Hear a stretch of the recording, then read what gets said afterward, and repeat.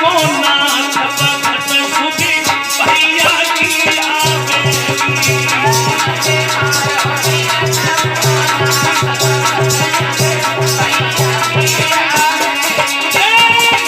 मारो बिरन को नाथ भगत सुधी भैया की आवेगी।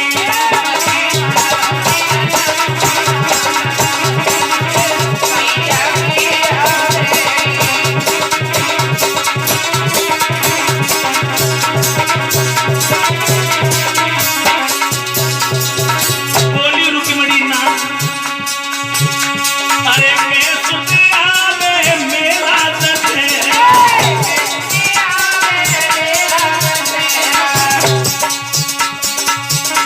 और के मंडप के तीर भगत सुधी भैया की आवेगी।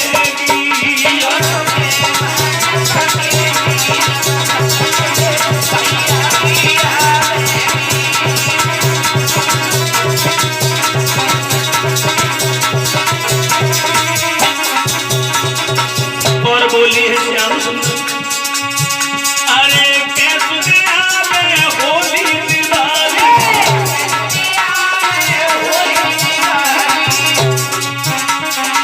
कैसे आवे होली दिवाली,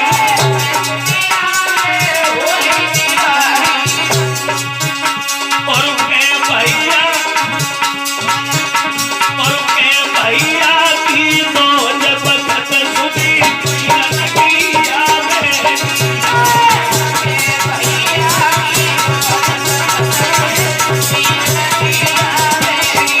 मन मारो बिरन को नाथ भगत सुधी भैया की आवेगी।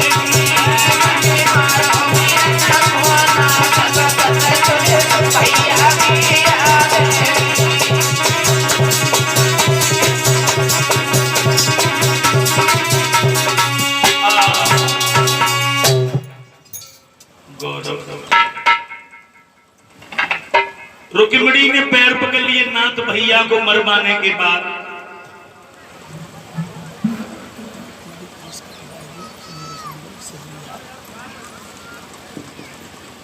भैया को मरवाने के बाद ससुराल में जाऊंगी तो मेरी देवरानी जेठानी हमें बात नहीं करने देगी। भविष्य में पीहर में आई तो मेरी सहेलियां बात नहीं करने देगी कि भैया को मरवाने के बाद तब ससुराल में गई। इसलिए नाथ मेरी मैया को जाओ भैया है जगह प्राण की भीख दे दो। कन्हैया बोले रुक्मिणी ये पापी है, पापी को मारना कोई पाप नहीं होता, लेकिन चलो तुम कह रही हो तो हम इसे मारेंगे नहीं, तो हम इसे छोड़ेंगे भी नहीं, अपमानित अवश्य करेंगे। कन्हैया ने एक मोछ काट दी, सर पर चौराया निकाल दिया, अपमानित करके छोड़ दिया। अब रुक्म को जब अपमानित किया है तो भाइयों रुक्म वहां से चला, अपने नगर के लिए नहीं गया, कुंदनपुर के लिए दूसरा नगर बसाया है भोजकट नाम का। ये भोजकट डिस्ट्रिक्ट इटावा में जो भरतना जिसे बोलते हैं, भरतना, मैं उसके पास में 2-3 कथा भी करके आया हूं भरतना के पास। तो ये भरतना रुक्म का बसाया हुआ है, पहले से भोजकट कहते थे। बिधुना के पास में जो कुदरकोट है, अभी जिसे कुदरकोट बोलते हैं डिस्ट्रिक्ट औरैया में, उसे पहले कुंदनपुर बोलते थे। उसके पास भी मैं कथा कह के आया हूं, ग्राम रामपुरा में। तो रामपुरा से थोड़ी ही दूर वो मंदिर हमें बताया जिसमें रुक्मिणी पूजा करने गई। तो रुक्मिणी के कहने पर भगवान कन्हैया ने रुक्म को अपमानित कर दिया, छोड़ दिया है। शिशुपाल गालियां देने लगा कन्हैया को। कन्हैया ने सुदर्शन चक्र से शिशुपाल का सर काटना चाहा। शिशुपाल की मां आ गई, कन्हैया मेरे बालक को मत मारो। कन्हैया बोले बुआ जी ये गालियां दे रहा है, 100 गाली तक तो हम बर्दाश्त कर लेंगे, और 100 के बाद में अगर इसने आगे गाली दी तो हम इसे छोड़ने वाले नहीं। अब भाइयों 100 गाली तक तो कन्हैया सुनते रहे, उस समय तो छोड़ दिया।